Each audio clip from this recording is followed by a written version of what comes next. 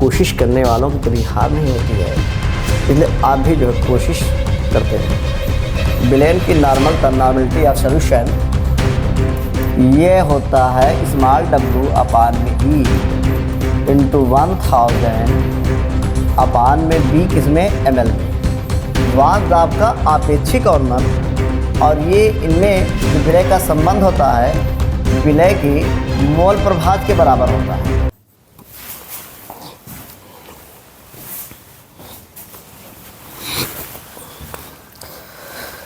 The toppers zone mission 30 में आप सभी बच्चों का जो है स्वागत है। मैं किशोर कुमार मौर्य आपसे एक बात कहना चाहता हूँ कि इस टाइम जो है ठंडक कुछ ज़्यादा ही है, तो बच्चों आप लोग जो है अपने आप को सेफ रखिएगा, अर्थात ठंडक से बचा के रखिएगा और बोर्ड की तैयारी भी करते रहिएगा। अगर कहीं ठंडक लग गई तो भैया बोर्ड ही रह जाएगा और आपका स्वास्थ्य भी खराब हो जाएगा। इसलिए हमको जो भी वर्क करना है अपने आप को सुरक्षित रखकर ही वर्क जो है कर सकते हैं। और द टॉपर्स जोन मिशन 30 हर एक कदम पर आपके साथ में रहेगा। ठीक, जब तक बोर्ड पेपर नहीं हो जाता है तब तक ये रिवीजन पर रिवीजन अर्थात तैयारी जो है भरपूर कराता रहेगा। तो इन्हीं बातों के साथ मैं अपना चैप्टर जो पढ़ा रहा था बिलियन, उसके कुछ इम्पोर्टेंट टॉपिक तो बता ही चुका हूँ। उसके आगे और भी इम्पोर्टेंट टॉपिक है, उसको बताने वाला हूँ। उस टॉपिक में एक बहुत अच्छा इम्पोर्टेंट टॉपिक आ जाने वाला है, वाष्प दाब का आपेक्षिक अवनमन।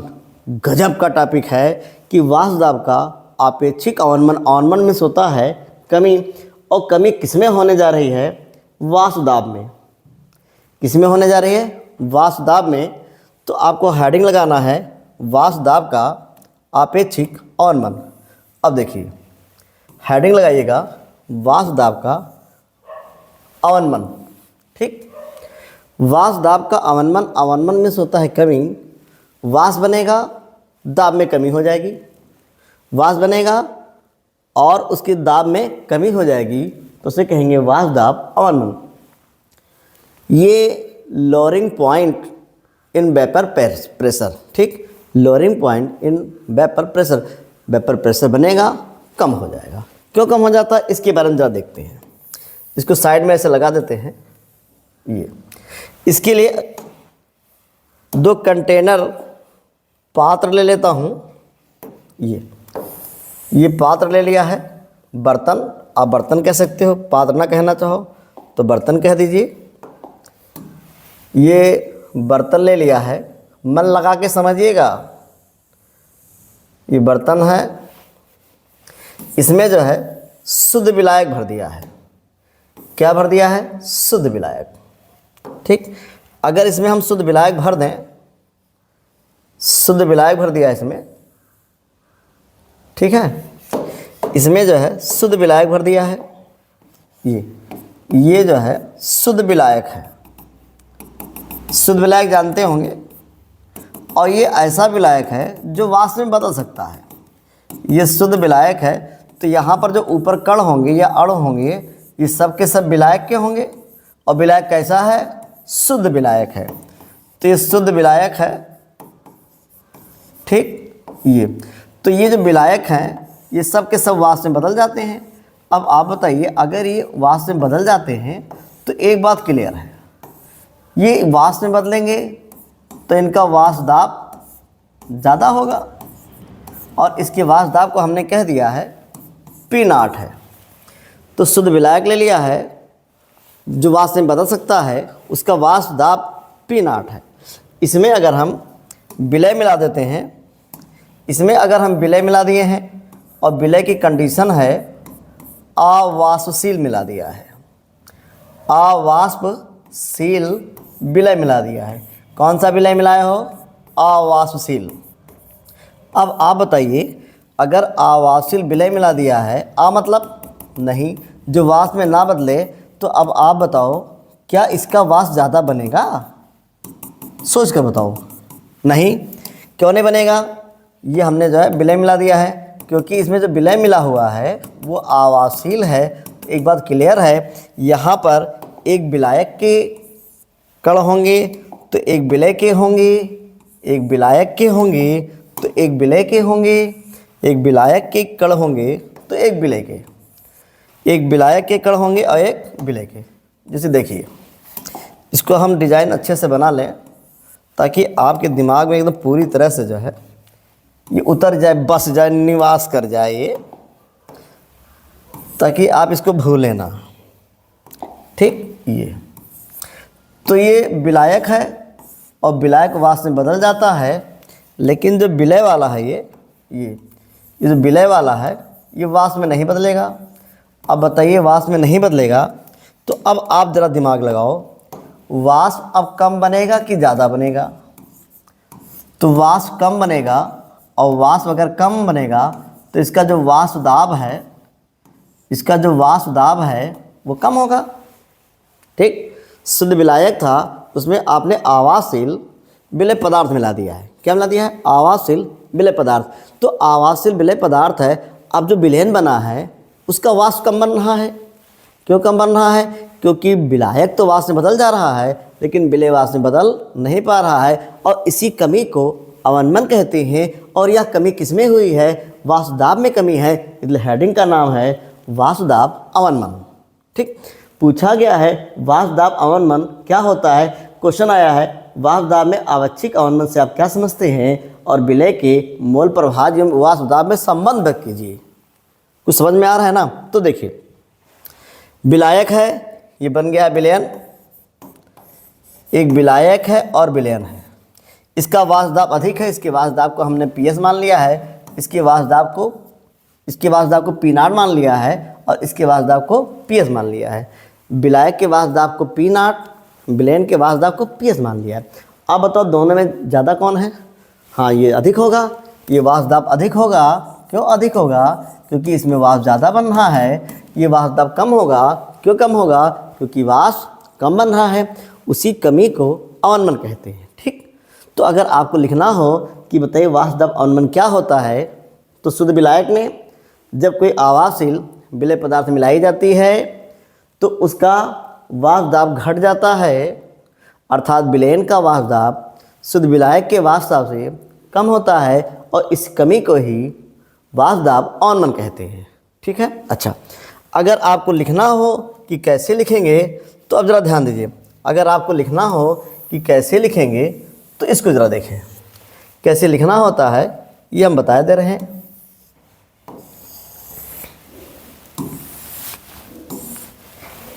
ये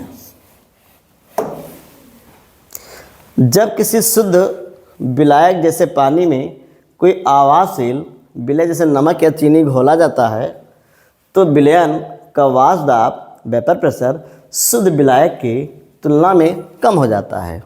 विलयन का वाष्प दाब कम हो जाता है, विलायक का ज़्यादा होता है, जिसे वाष्प दाब का जो है अवनमन कहते हैं। ठीक है। अच्छा, आपेक्षिक पूछे तो किसकी अपेक्षा में कम हुआ है, ज़्यादा हुआ है? तो भैया विलायक के अपेक्षा में कम हुआ है, और विलायक का वाष्प दाब P0 था। तो जो हम विलायक के सापेक्ष इसको बताएंगे, किसके सापेक्ष? विलायक के सापेक्ष, तो कहेंगे आपेक्षिक अवनमन। तो अब जरा देखिए, किसी विलायक के वाष्प दाब में अवनमन P0 माइनस PS, विलायक का मान लिया है P0 है और विलयन का PS है, और शुद्ध विलायक के वाष्प दाब P0 के अनुपात को वाष्प दाब का आपेक्षिक अवनमन कहते हैं। इनके कहने का मतलब ये है, इसको नोट कर लीजिए, जल्दी से नोट कर लीजिए तो बताएं इसको, आज ही जाके तर्क करना इसको। ठीक, पूछा गया 2024 से पूछा गया है कि बताइए वाष्प दाब का अवनमन किसे कहते हैं, और वाष्प दाब के आपेक्षिक अवनमन और विलय के मोल प्रभाव में क्या संबंध है। ठीक, ये दिख रहा है ना, क्लियर है?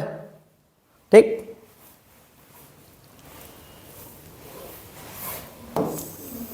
और ज़रा देखें, साइड में इसको लगा दिया है, लिख दिया है P0, हम पूछे क्या है? शुद्ध विलायक का वाष्प दाब है। PS ये विलयन का वाष्प दाब है, और आपेक्षिक है तो हमको विलायक के अपेक्षा तुलना में बताना है। अब इसको पढ़ेंगे वाष्प दाब का आपेक्षिक अवनमन, और ये इनमें जो विलय का संबंध होता है विलय की मोल प्रभाज के बराबर होता है, विलय के मोल प्रभाज के बराबर होता है, मोल प्रभाज के बराबर होता है ये। तो पूछा जाए वाष्प दाब का आपेक्षिक अवनमन, तो आप कहोगे विलय के मोल प्रभाज के बराबर होता है, अर्थात ये जो कमी आई है वो विलय के कणों के कारण आई है। ठीक, ये समझ गए। जैसे मान लीजिए अगला इसका ये है, ये देखा जाए कि विलय का मोल प्रभाज है, इसको हम लिख सकते हैं, जो यहाँ पर है इसको आप लिख दें विलय का मोल प्रभाज। ये जो है विलय का मोल प्रभाज है, विलय का मोल प्रभाज। अब विलय का मोल प्रभाज का फार्मूला आप सभी जानते हो, ये होता है, इसको लिखा जाए स्मॉल n अपान में small n plus capital N, ये लिखा हुआ है स्मॉल n अपान में small n plus capital N, इसके बारे में होता है। ठीक है, ठीक। तो आप समझ गए होंगे वाष्प दाब का अवनमन और वाष्प दाब का आपेक्षिक अवनमन और विलय के मोल प्रभाज में कैसे जो है बराबर होता है। ठीक, चलिए अगला टॉपिक देखते हैं। अगला टॉपिक है ये न्यूमेरिकल शुरू हो गया है इसका। अब जरा न्यूमेरिकल पे ध्यान दें कि न्यूमेरिकल कैसे लगाया जाता है। पहला न्यूमेरिकल है 2018-2024 में आया हुआ है 5.85 ग्राम NaCl, 5.85 ग्राम NaCl 200 ml जल में घुला है, विलयन की मोलरता ज्ञात कीजिए। विलयन की मोलरता ज्ञात कीजिए। अब सोचो विलयन की मोलरता का मामला आया है, तो सबसे पहले इसमें हम देखते हैं विलय कहाँ है और विलायक कहाँ है। तो याद रखिएगा ये विलय है, स्मॉल w दे दिया 5.85 ग्राम। ठीक, इसका वॉल्यूम दे दिया है आयतन 200 ml। ठीक, और क्या है NaCl, तो NaCl का अगर हम मॉलिक्यूलर वेट का अणुभार अगर ज्ञात कर लें, NaCl का अणुभार ये स्मॉल m से जो है डिनोट किया जाता है। तो NaCl में एक Na है एक Cl है। Na का देखिए 23 होता है और Cl का देख लें 35.5 होता है। तो इसका मॉलिक्यूलर वेट अगर आ जाएगा तो 58.5 आ जाएगा। क्या फाइंड करना है? मोलरता। मोलरता का फार्मूला आप सभी जानते होंगे। मोलरता का फार्मूला यहाँ लगा दिया जाए, स्मॉल w अपान में स्मॉल m इंटू 1000 अपान में b ml में। ठीक है, इसी में वैल्यू पुट कर देते हैं और आ जाएगा। चलिए देखते हैं। अगर इसको देखा जाए थोड़ा और, ठीक, इधर सॉल्व कर देते हैं। अब यहाँ अगर देखा जाए इसको, तो अब ढूंढो इसमें स्मॉल w कितना है, लिखा है 5.85। यहाँ देखा जाए 58.5 1000, b यहाँ पर 200 है। अब अगर डेसिमल हटाया जाए, अब देखो डेसिमल कैसे हटाया जाता है, थोड़ा सा यहाँ 2 अंकों के बाद में है, 1 अंकों के बाद में है, यहाँ 0 बढ़ा दो और डेसिमल हट जाएगा। तो यहाँ 1 टाइम्स 1 बार जाएगा और यहाँ 10 टाइम्स 10 बार जाएगा, 1/10 हो जाएगा। अब आप देखो 1 0 यहाँ से ये कट जाएगा, तो ऊपर जो आया है, थोड़ा सा और क्लियर करते हैं, ऊपर जो आया है 1, ठीक, और इसके बट्टे में भी 1 आ गया है। ठीक, ये और यहाँ पर जो मल्टीप्लाई में है ये 100 अपान में 200, ये यहाँ से कैंसिल हो जाएगा, 1/2 आएगा जो बनता है 0.5। अब चूँकि मोलरता ज्ञात करना है, इसका मात्रक मोल प्रति लीटर ये इतना आएगा। ठीक, ये मोल प्रति लीटर। ठीक, कैलकुलेशन में कोई प्रॉब्लम हो तो बता सकते हैं। सॉल्व कर दिया, इतना आएगा। तो मोलरता जो बन जाएगी, मोलरता 0.5 मोल प्रति लीटर। क्लियर है? कोई प्रॉब्लम? नोट कर लीजिए। 2018 में आया है, 2024 में आया हुआ है। ठीक, 18 और 24 दो में आया है। बहुत ही आसान था। ऐसे न्यूमेरिकल जो है 2 नंबर में कभी कभी पूछ लिए जाते हैं। चलिए अगला देखते हैं। अगला ये भी न्यूमेरिकल ही है, ये भी जो है न्यूमेरिकल ही है। और ज़रा देखें, ये लिखा हुआ है, ये 2023 में आया हुआ है। पहले न्यूमेरिकल नोट कर लें। 10 ग्राम विलायक में, सॉरी 100 ग्राम विलायक में, विलायक कितना है 100 ग्राम, विलय का 1/10 मोल घोलने पर बने विलयन की मोललता ज्ञात कीजिए। ये दिया हुआ है। अब आप सोचो, विलायक जो है 100 ग्राम है और विलय का मोल कितना घोला गया है 1/10 मोल घोलने पर बने विलयन की मोललता ज्ञात कीजिए। अब आप देखो, विलायक जो दे दिया है, विलायक को कैपिटल W मानते हैं, ये दे दिया है 100 ग्राम, और विलय का मोल, विलय का जो मोल दिए हैं, विलय का मोल ये स्मॉल n जो लिखते हो, विलय के मोल का ये कह रहे 1/10 घोलने पर 100 ग्राम विलायक में विलय का 1/10 मोल घोलने पर बने विलयन की मोललता ज्ञात कीजिए। आप बताइए, मोललता का फार्मूला आप पढ़ते हो, मोललता का फार्मूला होता है स्मॉल w अपान में स्मॉल m इंटू 1000 अपान में कैपिटल W। अरे या तो हाँ या तो ना यार, पढ़ते हैं ना भाई। आप एक बात बता दो, इसी को हम कहते हैं विलय के मोल। क्या बोलते हैं? ये विलय का मोल है। तो इतने को अगर हम चेंज कर दें n, तो यहाँ पर आ गया है 1000 अपान में कैपिटल W। ये तो आया है। अब इसको जरा और देखते हैं। इतना अगर आ गया है तो आप बताओ स्मॉल n की वैल्यू कहीं दी हुई है? तो यहाँ पर देंगे 1/10, यहाँ पर आ गया 1000 और कैपिटल W जरा ढूंढो, तो यहाँ पे 100 दिया हुआ है। तो ये यहाँ से कैंसिल, यहाँ से कैंसिल, यहाँ से कैंसिल, पूरा कैंसिल हो जाएगा। ये आ जाएगा 1। ठीक, अब इसके 2 मात्रक होंगे, ये आएगा 1 मोल प्रति किलोग्राम, या 1 स्मॉल m लिख दे देता है मोलल, ऐसे ये बन जाता है। ठीक, इतना आ जाएगा। क्लियर है? कुछ नहीं किया, जो दिया था उस पर रख दिया गया है।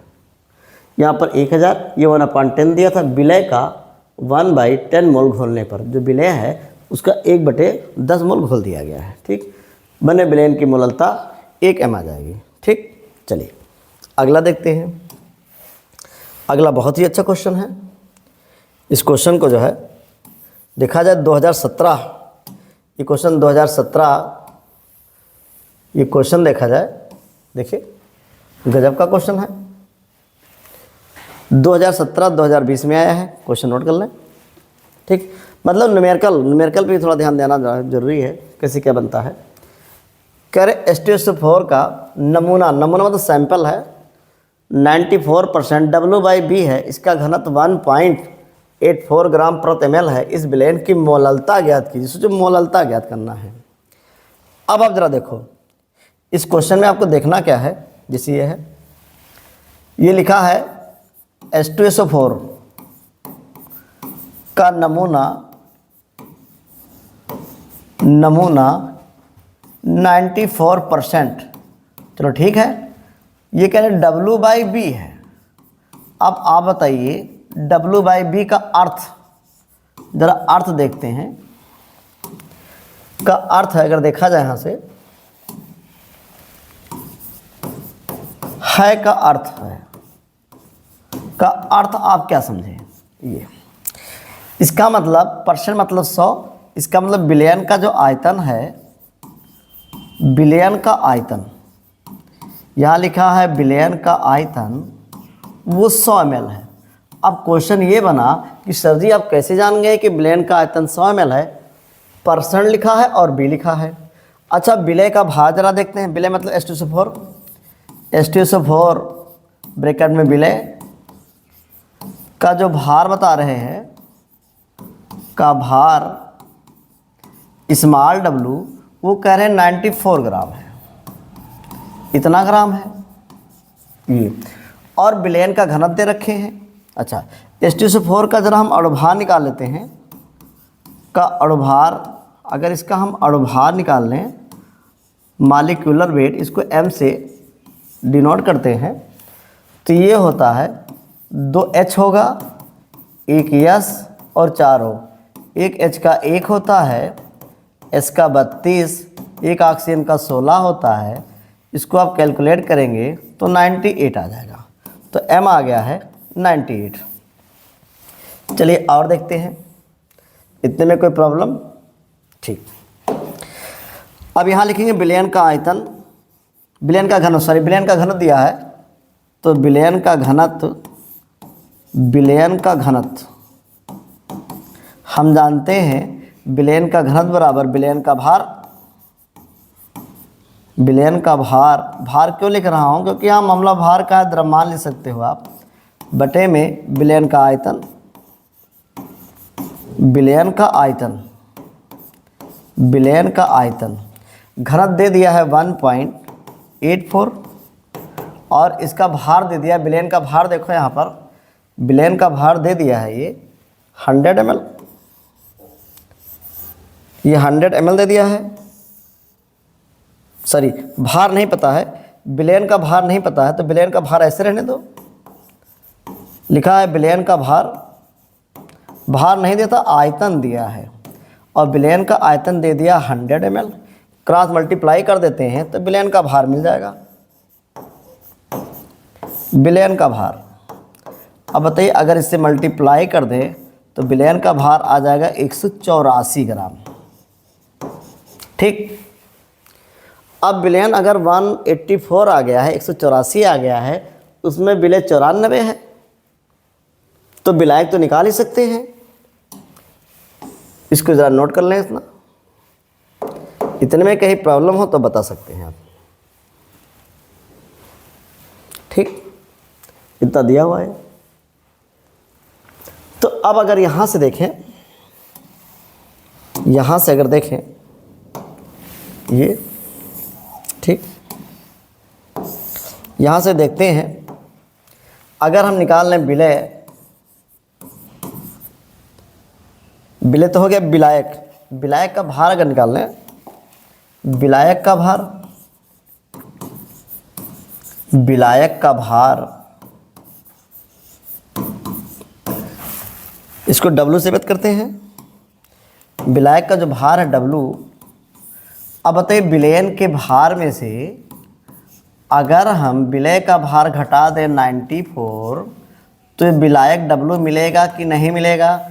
अब ज़रा घटा दो, 4 - 4 0 हो जाएगा, और 18 में से अगर 18 में से 9 अगर कर दें तो 9 आ जाएगा, मतलब 90 ग्राम। ये विलायक मिल गया है। हम मोललता का फार्मूला अगर लगा दें, मोललता, ठीक है, हो रहा है सब, मोललता इजकल टू स्मॉल w अपान में स्मॉल m इंटू 1000 अपान में कैपिटल W। स्मॉल w देखो कहाँ पर दिया हुआ है, स्मॉल w यहाँ 94 दिया हुआ है, ये 94 है, और इसका जो है मॉलिक्यूलर वेट जो है 98 है, यहाँ पर 1000 है, और कैपिटल W यहाँ पर ऐसे है, तो 1 0 0 कैंसिल कर दें। यहाँ देख लिया जाए, अगर 2 से अगर इसको डिवाइड कर दें तो आ जाएगा ये 4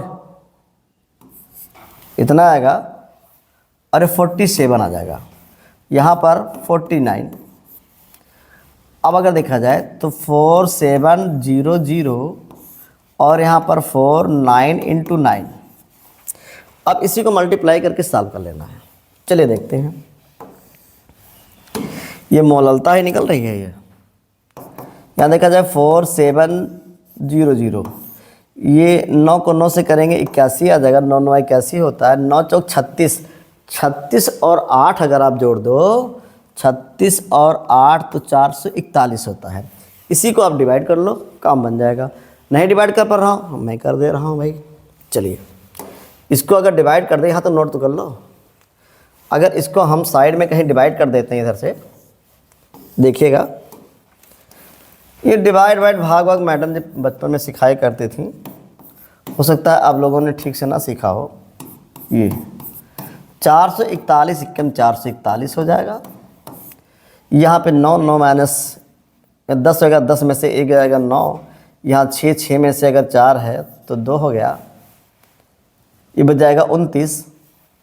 यहाँ पे 0, इसको 0 बार ले जाओ तो 0 0 0 हो गया, ये 290 हो गया, डेसिमल लगा दिया 0। अब इसको अगर हम जब 6 बार ले जाए तो 6 कम 6 6 चौक 24 और 6 चौक 24 और 2 जो है 6 बार लगभग, तो 6 और 6 चौक 24 और 6 चौक 24 और 2 जो है 26। ये इसको अगर माइनस कर दें तो आ जाएगा यहाँ पर 4, ये 9 5 8 2, डेसिमल लगा दिया है। इसको 5 टाइम्स ले जाए लगभग 10.6, इसको अगर डिवाइड कर देते हैं तो आएगा 10.6 m। m मतलब मोलल, ये मोलल इतना आएगा, नियर अबाउट इतना। ये मोललता जो है फाइंड कर दी है, इतना आ सकता है 10.6, ठीक इतना आ सकता है।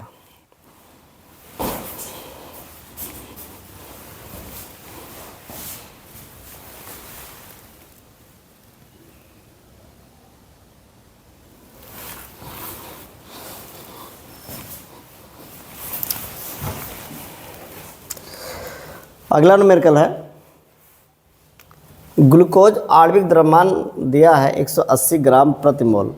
आणविक द्रव्यमान मतलब होता है उसका अणुभार, ठीक है, कि 2.82 ग्राम को 30 ग्राम जल में घोला जाता है। इस विलयन की मोललता की गणना कीजिए।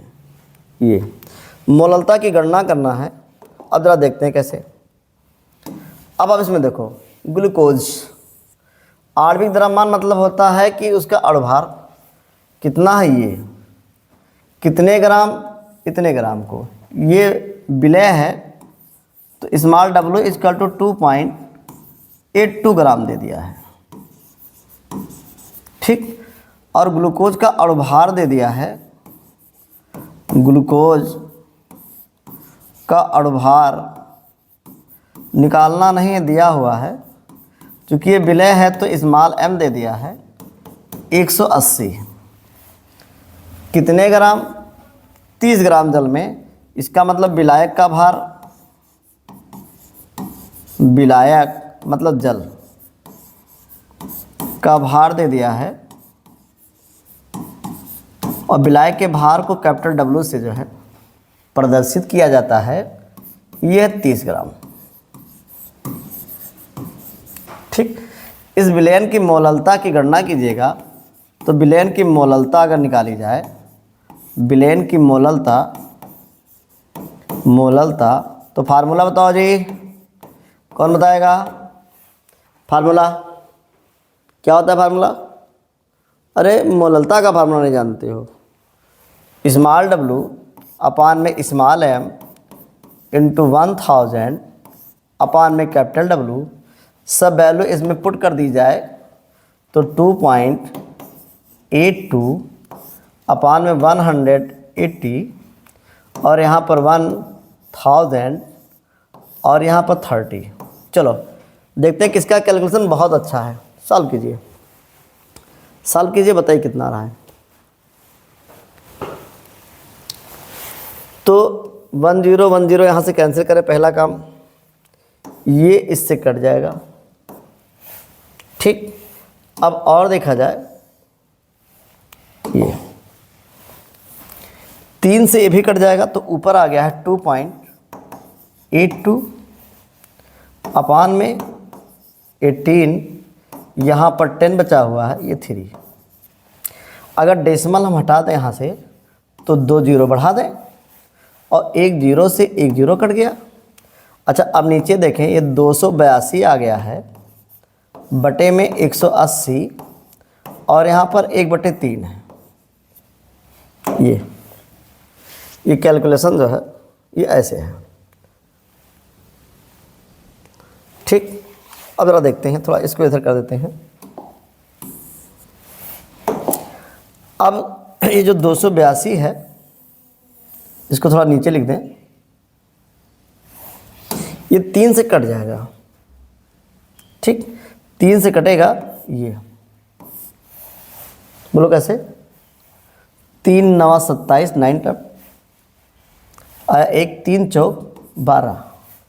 अब यहाँ पर आया है 94 बटे में 180। ठीक, अब आप क्या करें, 2 से अगर इसको काट दें 94, तो यहाँ पर आएगा ये 4 और यहाँ पे आएगा 7, ये आएगा 90। इसका मतलब 47 को भाग देना है 90 से। तो अगर हम 47 को 90 से भाग दे देते हैं ये, तो सबसे पहले डेसिमल यहाँ पर, ये 5 टाइम्स 9 पची 45, ये इतना आ जाएगा। यहाँ सीधे सीधे जो है 20 बच रहा है। ठीक, डेसिमल लगा हुआ 0 बढ़ा दें, ये 2 बार, ये आ गया है 18 180, इसमें से फिर जो है 20 बचा हुआ है, तो ये लगभग जो है इतना ही आएगा। इसको अगर डिवाइड कर दिया जाता है तो आ जाएगा ये 0.52 ये। अब ये आ जाएगा मोल प्रति किलोग्राम, मोल प्रति किलोग्राम, ये मोललता है इसका। नोट कर लें, नोट कर लें पूरा क्वेश्चन कैसे क्या है।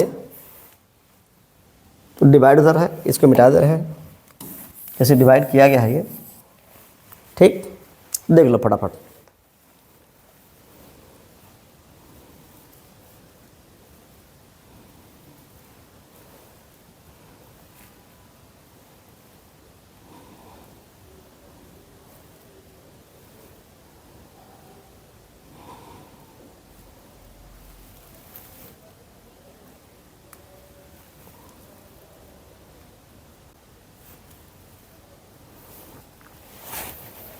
नोट हो गया होगा।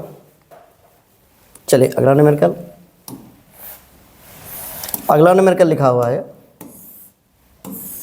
पहले न्यूमेरिकल को नोट कर लिया करो आप लोग, तब तो हो पाएगा।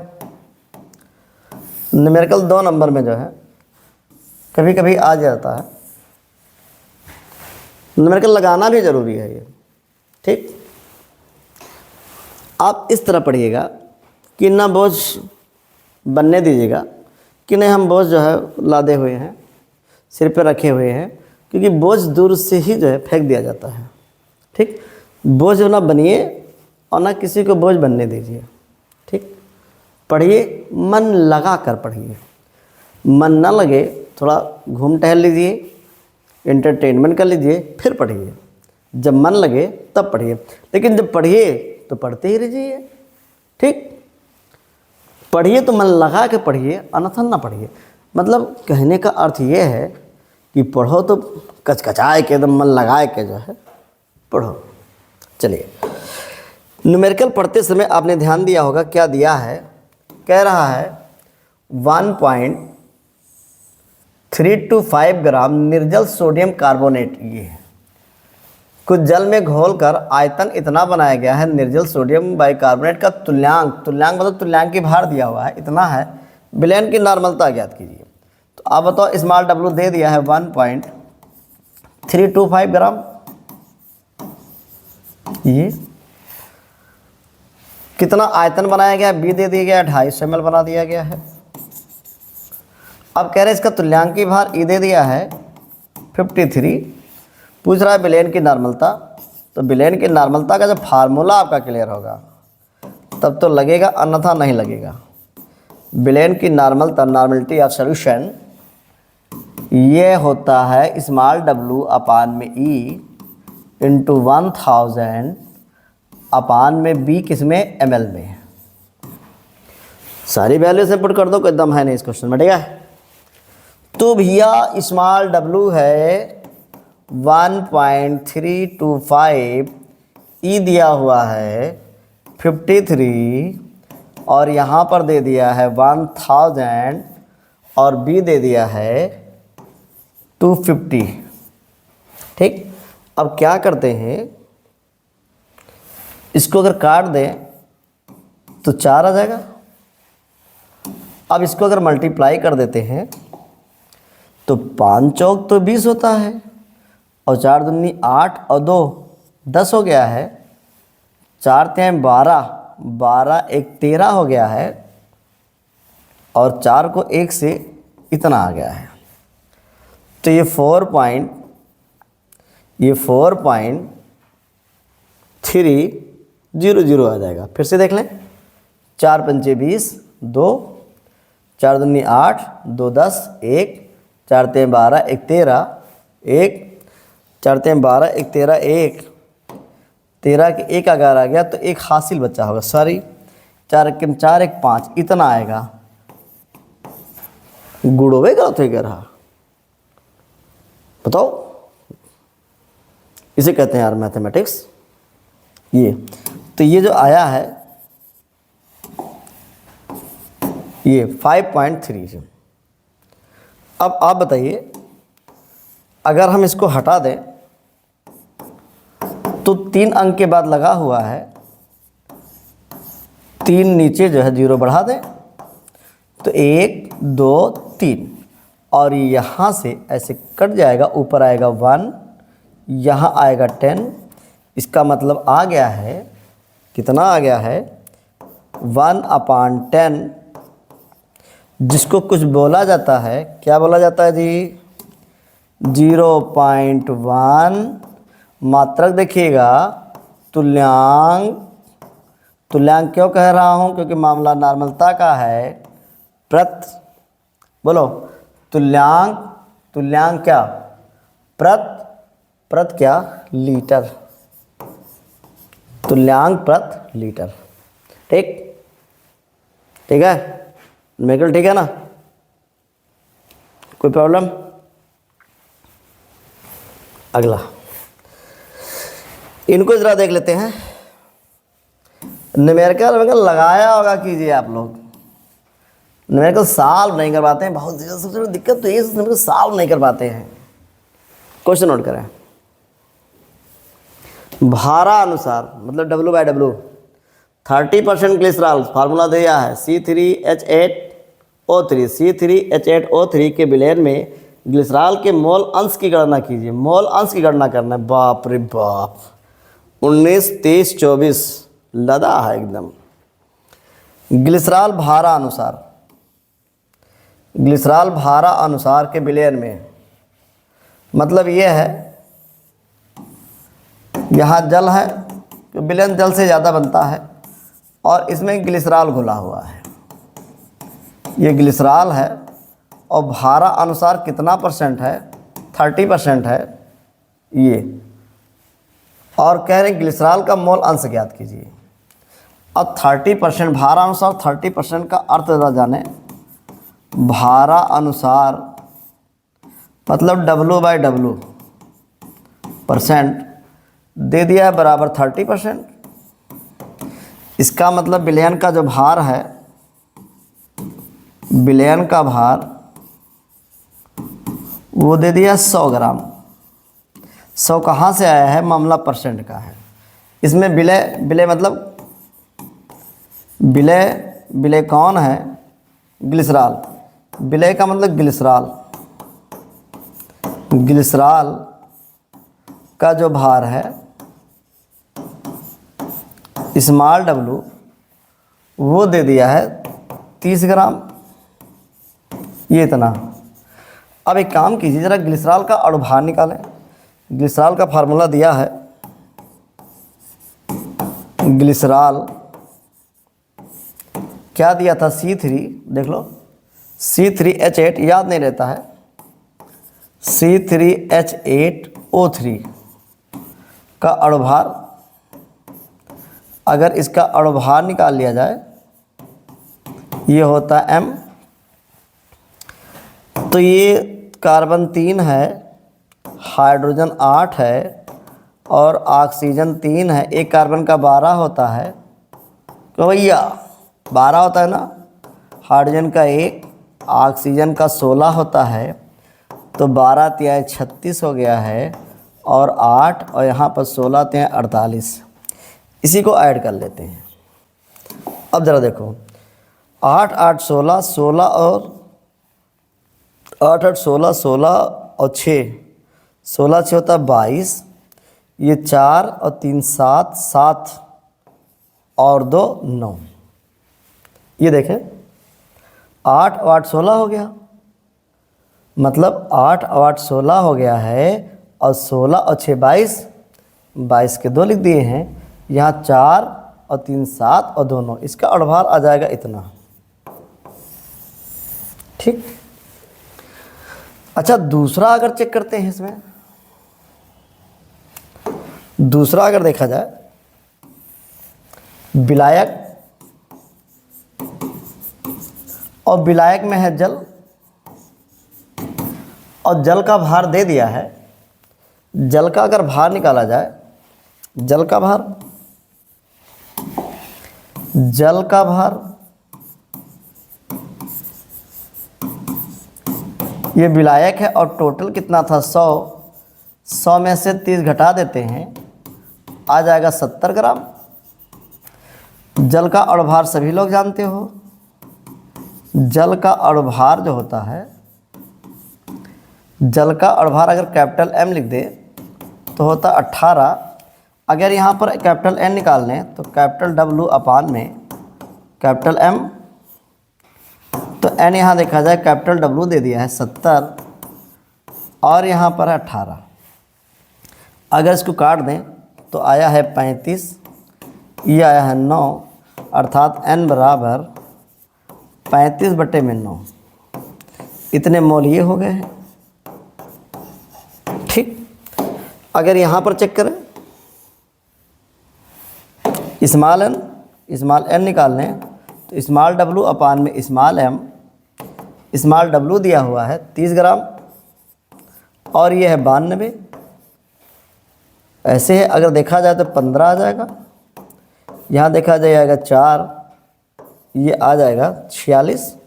इसका मतलब स्मॉल m 15/46 मोल।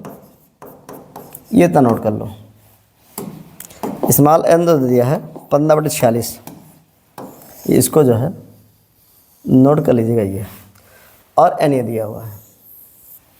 ठीक, इतना नोट कर लो। न्यूमेरिकल यार कैलकुलेशन पे आधारित है, कैलकुलेशन जो है ठीक ठाक है तो ठीक है, अन्यथा नहीं ठीक है। ये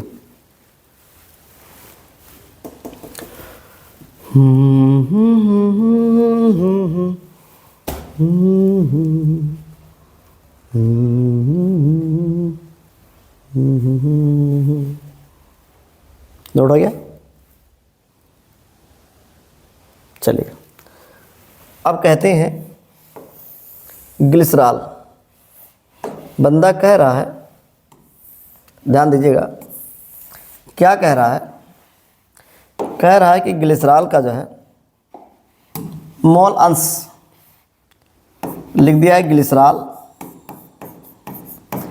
और ग्लिसरॉल इसमें है विलेय। अब देख ले, मोल अंश पूछ रहा है कि मोल प्रभाव पूछ रहा है। क्वेश्चन में कह रहा है मोल अंश, तो अगर हम मोल अंश निकाल दें, का मोल अंश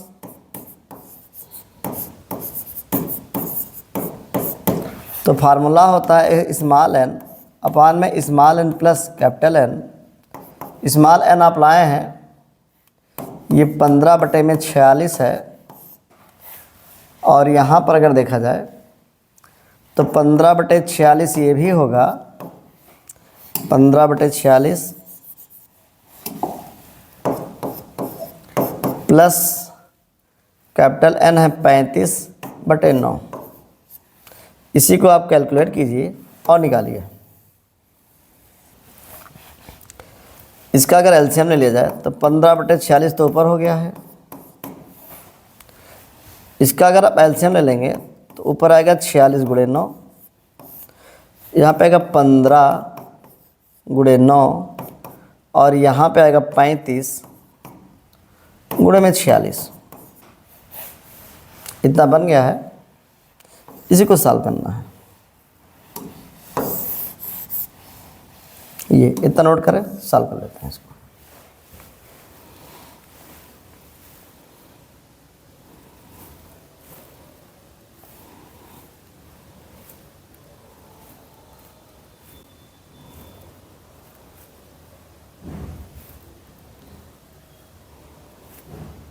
इतना नोट कर लो।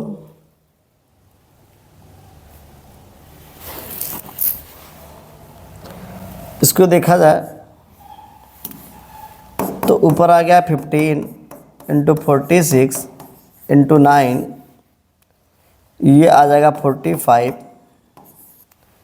ये 15 नवैया जो है 135, और ये 16 जो है 10 आ जाएगा। इसी को ऐड कर लो, ऐड करके जो है डिवाइड कर देते हैं। तो 15 में 135 है, 16 इसको जरा ऐड कर लो। तो और देखा जाए इसको, ये आ जाएगा, अगर 15 है, 46 है, 9 है, यहाँ 45 है, 9 से कट जाएगा 45, ये आ जाएगा 5, ये आएगा 3, 1, 4 आ जाएगा, यहाँ पर 7, यहाँ पर 1, ये 5, ये 1, यहाँ 3, 1, 4 हो गया। अब तो यहाँ 6 और 3, समझिएगा, 6, 1, 7 हो गया, इतना आ गया है।